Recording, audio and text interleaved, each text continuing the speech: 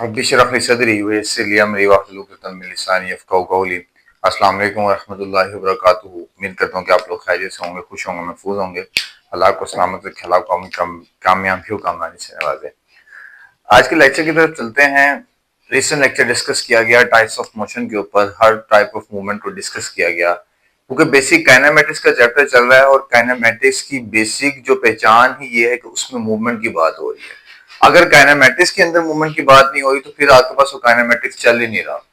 इसी तरह अब जब बात मूवमेंट की आती है, जैसे हमने कल देखा कि सर डिफरेंट बॉडीज जो है वो मूव कर रही हैं, डिफरेंट टाइप्स की मूवमेंट रखती हैं, तो उन बॉडीज की मूवमेंट को देखते हुए काइनेमेटिक्स जो है जनरली तौर पे आगे फर्दर उसमें एक्सप्लेनेशन आ रही है। कुछ एक्सप्लेनेशन किस चीज की आ रही है? बॉडी के अबाउट। देखिए काइनेमेटिक्स जो हम डिस्कस कर रहे हैं, बेसिकली काइनेमेटिक्स के अंदर जो बॉडीज की मूवमेंट की डिस्कशन होती है वो तीन तरह की है। एक होती है वन डायमेंशनल, एक होती है टू डायमेंशनल, एक होती है थ्री डायमेंशनल।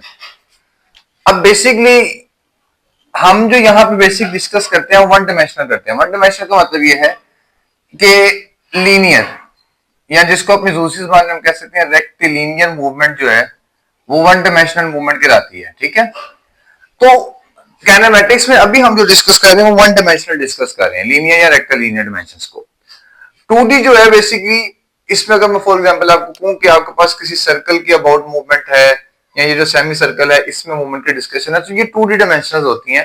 और 3D भी आपके पास होती है, लेकिन 3D ज्यादातर डिस्कस आपके पास केमिस्ट्री के अंदर होती है।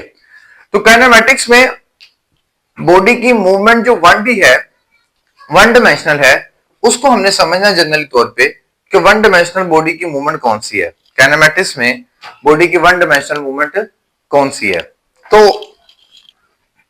अब वन डायमेंशनल मूवमेंट्स में क्या क्या चीजें आती हैं बॉडी की जो हम लर्न करेंगे, समझेंगे। उसमें मेरे पास डिस्टेंस, उसमें मेरे पास डिस्प्लेसमेंट, उसमें मेरे पास वेलोसिटी, उसमें मेरे पास एक्सेलरेशन, और the last one thing we will discuss for our knowledge jerk. तो एक्चुअल में 1D डायमेंशन पे रहते हुए हम ये कुछ पॉइंट्स को डिस्कस करेंगे काइनेमेटिक्स के अंदर। डिस्टेंस, डिस्प्लेसमेंट, अच्छा वेलोसिटी, कई तरह की वेलोसिटी हो सकती है, उसको भी डिस्कस करेंगे। एक्सेलरेशन कई तरह का हो सकता है, उसको भी डिस्कस करेंगे। तो बेसिक डिस्कशन इन पॉइंट्स के ऊपर चलेगी हमारे पास। तो आइए सबसे पहले सीखते हैं इन पॉइंट्स को। सबसे पहले पॉइंट जो आपके पास डिस्टेंस आ रहा है, सर डिस्टेंस क्या होता है? इसकी मिसाल मैं आपको दूंगा कि आपके पास ये कोई पाथ है, देखिए ये पॉइंट ए है,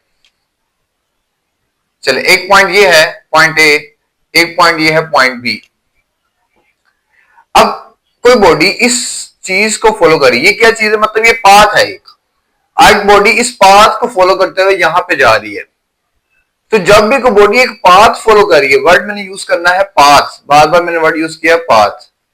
अगर कोई बॉडी पाथ फॉलो कर रही है तो इट मींस वो डिस्टेंस कवर कर रही है। क्या कर रही है? Distance cover. If a body is covering actual path या body is following actual path या पाथ फॉलो कर रही है बॉडी, तो it means body distance cover कर रही है। ये बॉडी ने डिस्टेंस कवर किया है यहां से यहां तक। इसी तरह मैं अगर कहीं भी जगह पर जाना चाह रहा हूं तो मैं पाथ को फॉलो करता हूं, रास्ते को फॉलो करता हूं और मैं किसी जगह पहुंचता हूं, तो then I cover a distance, मैं डिस्टेंस कवर कर रहा हूं। और अगर कोई बॉडी यहां से बिल्कुल स्ट्रेट लाइन जा रही है तो फिर इसको मैं कहूंगा ये डिस्प्लेसमेंट है। क्यों? कि सर डिस्प्लेसमेंट के अंदर बॉडी का शॉर्टेस्ट डिस्टेंस आ जाता है, shortest distance of a body. Distance के अंदर बॉडी एक पाथ फॉलो कर रही है और डिस्प्लेसमेंट के अंदर बॉडी शॉर्टेस्ट डिस्टेंस पे चल रही है। सो बाय दैट रीजन मैं डिस्टेंस को कहता हूं कि सर डिस्टेंस जो आपके पास है that is a scalar quantity, और इसीलिए डिस्प्लेसमेंट को मैं कह सकता हूं सर डिस्प्लेसमेंट एक वेक्टर क्वांटिटी है, क्योंकि डिस्प्लेसमेंट में एक डायरेक्शन चल रही है जबकि डिस्टेंस में एक पूरा पाथ फॉलो हो रहा है। तो सर ये डिस्टेंस और डिस्प्लेसमेंट की स्टडी है जो मैंने आपको बताई, और ये बेसिकली डिस्टेंस और डिस्प्लेसमेंट में फर्क है। ठीक है, तो इसकी मिसाल ऐसे हो सकती है कि आपके पास एक ऑब्जेक्ट यहां से, जैसे मैंने कहा, एक पाथ फॉलो करके गया और एक ऑब्जेक्ट डायरेक्ट किया है, तो ये डिस्प्लेसमेंट में चल रहा है और ये डिस्टेंस में चल रहा है, ठीक है। तो अगर आप एक सिटी से दूसरी सिटी जा रहे हैं, तो अगर बाय रोड जा रहा हूं, मैं बाय कार जा रहा हूं एक रोड जगह से दूसरी जगह, तो सर ये मैं पाथ डिस्टेंस फॉलो कर रहा हूं कि जितने भी किलोमीटर है। लेकिन अगर मैं बाय प्लेन यहां से मूव कर रहा हूं, तो फिर ये डिस्प्लेसमेंट कवर कर रहा हूं। और हमें पता है कि सर डिस्टेंस और डिस्प्लेसमेंट की वजह से हमारी टाइम ड्यूरेशन में बहुत ज्यादा फर्क आ जाता है। टाइम ड्यूरेशन में फर्क कि एक कवर आपने जो चीज, एक पर्सन बाय रोड जो जा रहा है, कार से जा रहा है, और वो पहुंच रहा है 5 आवर्स में, और एक पर्सन बाय प्लेन जा रहा है, वो पहुंच रहा है 2 आवर्स में, तो बाय दैट रीजन डिस्टेंस और डिस्प्लेसमेंट की वजह से, स्केलर और वेक्टर क्वांटिटी होने की वजह से हमारी टाइम ड्यूरेशन में बहुत ज्यादा फर्क आ गया। तो ये डिस्टेंस और डिस्प्लेसमेंट की बात थी जो मैंने आपके साथ शेयर की। अगर इसी तरह बात की जाए नेक्स्ट कॉन्सेप्ट की, हाँ इसमें एक कॉन्सेप्ट हम भूल गए। This concept was speed. अब स्पीड क्या होती है एक्चुअल में? आपके पास जब ये बॉडी, ये कार डिस्टेंस कवर कर रही थी, मैंने जैसे आपको कहा कि इस बॉडी ने डिस्टेंस कवर किया, फॉर एग्जांपल इस बॉडी ने डिस्टेंस कवर किया 100 किलोमीटर का, और मैंने कहा कि बेटे सर, बेटे इसने डिस्टेंस कवर किया, टाइम इसने लगाया है 5 आवर्स का। कितने का? 5 आवर्स का। एक बॉडी डिस्टेंस कवर किया है 100 किलोमीटर का, टाइम उसको लगा 5 घंटे का। तो मैं आपसे पूछूं, बताएं कि उसकी स्पीड कितनी थी, स्पीड क्या थी उसकी? तो अब उसकी स्पीड कैसे फाइंड करूंगा मैं? आपके माइंड में कोई क्वेश्चन आ रहा है? नहीं? तो चले, स्पीड को फाइंड करने के लिए वो कहता है कि सर क्या करें, जो आपने डिस्टेंस लिखा है और जो टाइम है टोटल, इन दोनों को डिवाइड कर दें। मींस आपने कहा सर डिस्टेंस 100 किलोमीटर है, टाइम 5 आवर्स का है, तो इट मींस 5 1 जा 5 2 जा, इट मींस कि सर बॉडी जो है वो 20 किलोमीटर पर आवर की स्पीड से मूव कर रही थी। तो एक्चुअल में स्पीड क्या है? That is the distance covered in unit time. एक यूनिट टाइम के अंदर जो कन्वर्जन है, दैट इज स्पीड। देखिए, मैं आपको कई बार बता चुका हूं कि डेफिनेशन से फॉर्मूला, फॉर्मूला से डेफिनेशन बताते हैं कैसे हैं। डेफिनेशन लिखी हुई है, distance covered in unit time, distance covered in unit time. तो मैंने कई बार बताया है कि जहां वर्ड यूनिट का, यूनिट का मतलब ये होता है कि डिवीजन का प्रोसेस होना है, यहाँ पे फॉर्मूले में डिवीजन आनी है। और यूनिट के बाद की जो वर्डिंग है, चले मैं एक आपको फिर लिख देता हूं यहां पे दोबारा। मैंने आपको डेफिनेशन सुनाई स्पीड की, distance covered by a body या distance covered in unit time. मैं आपको इसी फॉर्मूले से यूनिट बना के भी दिखाऊंगा, फॉर्मूला बना के भी दिखाऊंगा। देखें, मैंने आपको कहा कि आपने पहली पहचान डेफिनेशन में रखनी है, जहां यूनिट का वर्ड आ जाए इट मींस डिवीजन फॉर्मूले के अंदर है कोई। यूनिट के बाद देखिए कौन सी क्वांटिटी है? टाइम है सर। और उसके अलावा कौन सी क्वांटिटी थी आपके पास यहां पे? डिस्टेंस। तो स्पीड आपके पास जनरल तौर पे क्या आ गई? स्पीड डिस्टेंस ओवर टाइम, ये फॉर्मूला आ गया। जहां वर्ड यूनिट का आ जाए वहां पे आपने पुट कर देना है, यूनिट का वर्ड का मतलब है डिवीजन में टाइम आना है, ठीक है। यूनिट का मतलब ये कि डिवीजन में कोई ना कोई चीज है, तो यूनिट के आगे जो वर्ड होगा वो आपने डिवीजन में पुट कर देना है, ठीक है। ये फॉर्मूला बनाने का तरीका है। तो यहां से मैंने यूनिट के फर्दर आगे क्वांटिटी मेरे पास टाइम थी, वो मैंने पुट कर दी, और उसके अलावा क्वांटिटी कौन सी है? डिस्टेंस, तो वो न्यूमिनेटर में आ जाएगी। यहां से अब यूनिट बनाए, डिस्टेंस का यूनिट समहाउ आपने मीटर्स भी पढ़ा है और टाइम का इंटरनेशनल यूनिट सेकंड पढ़ा है, ठीक है। क्योंकि डिस्टेंस एक लेंथ है, ये एक लेंथ है ना, यहां से यहां तक एक लेंथ है सर। तो यूनिट इसका क्या आ सकता है? मीटर्स पर सेकंड भी आ सकता है, किलोमीटर्स पर आवर भी आ सकता है। स्पीड के दो यूनिट्स हो सकते हैं, मीटर पर सेकंड भी और किलोमीटर्स पर आवर भी। तो यहां पे एक्चुअल में आपके पास जनरली तौर पे जो स्पीड है वो ये आती है कि सर यहां पे किसी बॉडी के डिस्टेंस को यूनिट टाइम पे डिवाइड करने से मेरे पास स्पीड आ रही है।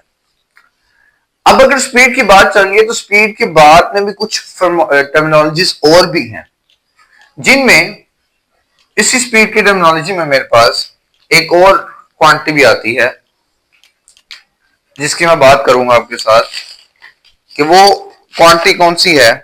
That is instantaneous speed. आपने इसको वर्ड को सुना होगा कहीं पे, इंस्टेंटेनियस स्पीड के। इंस्टेंटेनियस स्पीड क्या होती है? या इंस्टेंटेनियस स्पीड क्या रोल प्ले करती है, उसको क्या कैसे समझ सकता हूं मैं। आओ उसको समझते हैं, इंस्टेंटेनियस स्पीड को।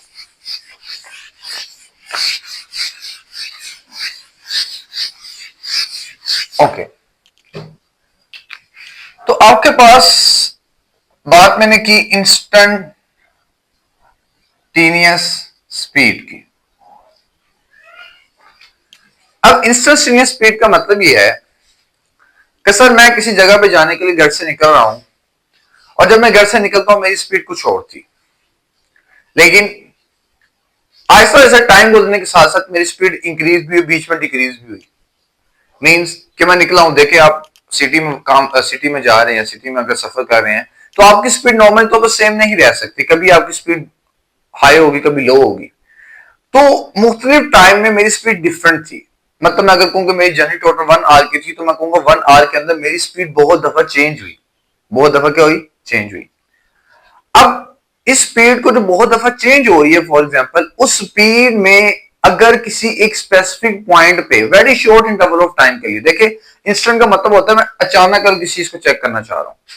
इंस्टेंटेनियस स्पीड का मतलब यह है कि आप किसी की बॉडी की स्पीड को very short interval of time के लिए अगर ऑब्जर्व कर रहे हैं।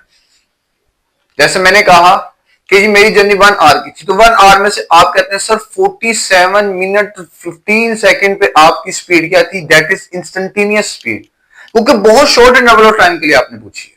ठीक है, 47 मिनट और 15 सेकंड पे आपकी स्पीड कितनी थी, तो ये क्या है, ये एक इंस्टेंटेनियस स्पीड आपके पास जनरली तौर पे होती है। ठीक है, जिसमें हम एक्चुअली तौर पे लिख रहे होते हैं कि सर आपके पास जो किसी भी इंस्टेंट पे स्पीड है वो इंस्टेंटेनियस स्पीड आती है। इंस्टेंट का मतलब दोबारा एक्सप्लेन करता चलूं कि बहुत शॉर्ट इंटरवल ऑफ टाइम के लिए पूरी जर्नी में से किसी छोटे से आपने अचानक आज स्पीड कितनी थी आपकी इतने टाइम पे, अच्छा किसी ने कहा 23 मिनट पे आपकी स्पीड कितनी थी, किसी ने कहा 24.5 मिनट पे आपकी स्पीड कितनी थी। ये तमाम स्पीड्स इंस्टेंटेनियस हैं क्योंकि हम इसको very short interval of time के लिए अब्सॉर्ब कर रहे हैं। ठीक है, तो एक्चुअल में अब मेरी क्योंकि जर्नी की स्पीड डिफरेंट थी, पूरी जर्नी में मेरी स्पीड कार की बाइक की डिफरेंट रही, तो हम उसके एवरेज स्पीड से निकाल लेते होते हैं कि इसमें एवरेज स्पीड कितनी हो सकती है, सारी स्पीड को सम करके हम उसकी एवरेज फाइंड कर लेते हैं कि सर एवरेज स्पीड आपकी इतनी थी। लेकिन जो इंस्टेंट का वर्ड है वो very short interval of time के लिए यूज होता है, वो चाहे इंस्टेंटेनियस स्पीड है, वेलोसिटी, एक्सेलरेशन है, कोई भी चीज है, उसका मतलब ये है कि आप किसी चीज को very short interval of time के लिए जज कर रहे हैं, तो इंस्टेंटेनियस स्पीड है। अब जैसे आपको मैं अगर एक एग्जांपल दूं स्पीडोमीटर की, स्पीडोमीटर, हमारी कार में स्पीडोमीटर लगा होता है जो मुझे हर लम्हे मेरी स्पीड बता रहा होता है। तो एक्चुअल में अगर मैंने 1 घंटे की रिकॉर्डिंग की हुई हो पूरी अपने स्पीडोमीटर की, तो मैं चेक करूंगा यार 23 मिनट में मेरी स्पीड कितनी थी, या मैं कार ड्राइव कर रहा था अचानक मेरी नजर पड़ी कि अच्छा स्पीड कितनी है, या तो ये अचानक का जो वर्ड बाबा यूज करो, अचानक होता क्या है, अचानक का मतलब बड़ी शॉर्ट इंटरवल टाइम के लिए कोई चीज हो रही है। ठीक है, तो इंस्टेंट का मतलब ये है कि आपके पास एक्चुअल में very short interval of time के लिए बॉडी की जो स्पीड चेक की जा रही है, very short interval of time के लिए बॉडी की स्पीड को जो आप रिकॉग्नाइज कर रहे हैं, this is mean by instantaneous speed, जैसे मैंने आपको एग्जांपल से समझाया। ठीक है, और इसी तरह अगर आप पूरी जर्नी की स्पीड फाइंड करना चाहते हैं तो मैं एवरेज स्पीड निकालता हूं उसकी कि एवरेज स्पीड मेरी कितनी थी एक्चुअल में। तो ये स्पीड तक की बात चल रही थी और स्पीड तक का पॉइंट चल रहा था। अब हमने ये देखा कि डिस्टेंस आया, स्पीड आई, स्पीड के बाद इंस्टेंटेनियस स्पीड आई और डिस्प्लेसमेंट सीखा। अब वही बात जब एक बॉडी यहां से यहां जाती है पॉइंट ए से बी तक, जिसको हम नाम देते हैं डिस्प्लेसमेंट का, और अगर यही डिस्प्लेसमेंट यूनिट टाइम में आ जाए, देखिए अब डिस्प्लेसमेंट की डेफिनेशन में लिखेगा रेट ऑफ वेलोसिटी की definition, rate of change of displacement is known as velocity, rate of change of displacement is known as velocity. अब एक मैंने आपको बताया कि डेफिनेशन फॉर्मूला बनाना कैसे कि अगर यूनिट का वर्ड आ गया तो इट मींस डिवीजन में कुछ है और यूनिट के बाद की जो क्वांटिटी वो डिवीजन में चली जाएगी जो कि टाइम थी। यहां पे अगर बात आती है rate of change of displacement की, तो रेट का वर्ड जहां जिस डेफिनेशन में आपको रेट का वर्ड आ जाए वहां आपने क्या करना है, डिवीजन में टाइम लिख देना। जहां रेट का वर्ड आ जाए वहां डिवीजन में टाइम लिख देना है। कि हर तरह की फिजिक्स की डेफिनेशन कहीं पे भी डेफिनेशन है, रेट का मतलब ही टाइम का ड्यूरेशन होता है, रेट का मतलब ही टाइम ड्यूरेशन का मकसद है। फिर रेट ऑफ चेंज ऑफ, अब सेकंड क्वांटिटी कौन सी आपके पास, डिस्प्लेसमेंट, यहां पे डिस्प्लेसमेंट लिख लें। तो सर डिस्प्लेसमेंट का रेट ऑफ चेंज ऑफ इस displacement is known as velocity. तो अगर किसी बॉडी के डिस्प्लेसमेंट को आप चेक कर रहे हैं विद रिस्पेक्ट टू टाइम तो वो वेलोसिटी होगी। अगर किसी बॉडी के डिस्टेंस को भी रिस्पेक्ट टू टाइम में डिस्कस कर रहा हूं तो वो स्पीड है, और अगर किसी बॉडी के डिस्प्लेसमेंट को डिस्कस कर रहा हूं तो वो वेलोसिटी है।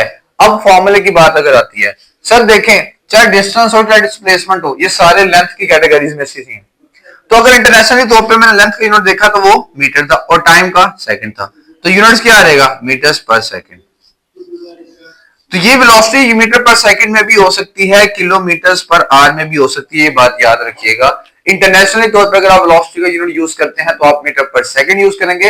अगर फर्दर यूज करते हैं जैसे हमारे अक्सर स्पीडोमीटर्स पे होता है वो किलोमीटर्स पर आवर में ही होता है, क्योंकि अगर मीटर पर सेकंड यूज करना तो very short interval of time के लिए आप यूज कर रहे होते हैं, या ऐसे डिस्टेंसेस के लिए यूज कर रहे होते हैं जिसमें स्पीड बॉडी की बहुत कम होती है, डिस्टेंस बहुत कम होता है। तो एक्चुअल में ये आपके पास पॉइंट था वेलोसिटी का जो मैंने आपको समझाया था। अब देखें जैसे डिस्टेंस स्केलर क्वांटिटी है, डिस्प्लेसमेंट वेक्टर क्वांटिटी, इसी तरह स्पीड भी स्केलर क्वांटिटी है और वेलोसिटी भी वेक्टर क्वांटिटी है। तो इन चीजों को भी साथ साथ हमें रिकॉग्नाइज करना है, याद रखना है। अगर बात करूं वेलोसिटी में फर्दर पॉइंट्स की, तो वेलोसिटी के अंदर एक कॉन्सेप्ट आता है, जैसे मैंने पहले कहा था कि वेलोसिटी स्पीड्स कई तरह की होंगी, तो इसमें कॉन्सेप्ट आता है यूनिफॉर्म वेलोसिटी का, यूनिफॉर्म वेलोसिटी, यूनिफॉर्म वेलोसिटी और नॉन यूनिफॉर्म। अब यूनिफॉर्म और नॉन यूनिफॉर्म वेलोसिटी का जो कंसेप्ट है उसमें एक्चुअली क्या हो रहा है, यूनिफॉर्म का मतलब होता है किसी चीज का रिमेन सेम रहना, रिमेन सेम रहना, जिसमें किसी चीज की चेंजिंग ना हो, ठीक है, तो उसको हम कहते हैं यूनिफॉर्म है ये। और अगर किसी चीज में चेंजिंग आ रही है तो वो नॉन यूनिफॉर्म हो जाती है, ठीक है। अब यूनिफॉर्म वेलोसिटी क्या है आपके पास, यूनिफॉर्म वेलोसिटी के अंदर आपके पास जनरली तौर पे बॉडी की स्पीड और डायरेक्शन सेम रहती है। दोबारा वर्ड यूज कर रहा हूं, यूनिफॉर्म वेलोसिटी में बॉडी की स्पीड और डायरेक्शन दोनों रिमेन सेम रहती है, इट डजंट चेंज। अगर बॉडी की स्पीड और डायरेक्शन सेम है तो मैं कहूंगा कि body is said to be uniform. Body की स्पीड क्या यूनिफॉर्म है, क्योंकि उसकी स्पीड भी चेंज नहीं हो रही, डायरेक्शन भी चेंज नहीं हो रही। एग्जांपल से समझते हैं, हम लोग जब मोटरवे पे सफर करते हैं तो वहां पे एक स्पीड लिमिट होती है 110, 120 या 20। तो जब मोटरवे पे आप ट्रेवल कर रहे होते हैं तो तब या हाईवे पे तो तब आपकी स्पीड एक जैसी होती है, कांस्टेंट होती है, यूनिफॉर्म होती है। क्यों, हाईवेज के ऊपर आपकी बहुत कम होता है कि डायरेक्शन चेंज हो। स्टेट हाईवेज खासतौर पर जनरली तौर पे भी होते हैं, या आप स्टेट का वर्ड मैं ना भी यूज करूं तो हाईवे के ऊपर स्पीड यूनिफॉर्म रह सकती है, चाहे वो कुछ इंटरवल ऑफ टाइम के लिए ही रहे। आपकी जर्नी में अगर कुछ शॉर्ट इंटरवल ऑफ टाइम के लिए भी स्पीड यूनिफॉर्म रही, क्या आपने देखा बॉडी कुछ टाइम या कुछ मिनट्स के लिए, कुछ आवर्स के लिए एक ही स्पीड से मूव किया, उसने डायरेक्शन चेंज नहीं की, तो देन द स्पीड या वेलोसिटी विल बी यूनिफॉर्म। तो if the speed and direction can't be change, doesn't change, तो हम इसको कहेंगे सर यूनिफॉर्म स्पीड है। और अगर वो चेंज हो रही है तो then we can say that will be non uniform. अगर बॉडी की डायरेक्शन और वो चेंज हो रही है तो फिर मैं कहूंगा कि नॉन यूनिफॉर्म वेलोसिटी है, ठीक है, या नॉन यूनिफॉर्म स्पीड है, जिसका दूसरा नाम मैं लिख सकता हूं कि sir that is variable speed, ठीक है। नॉन यूनिफॉर्म या वेरिएबल, वेरिएबल का मतलब ये होता है जिसकी वैल्यू चेंज होती है जनरली तौर पे, ठीक है। और आपके पास यूनिफॉर्म का मतलब ये होता है कि जिसकी वैल्यू चेंज ना हो रही हो।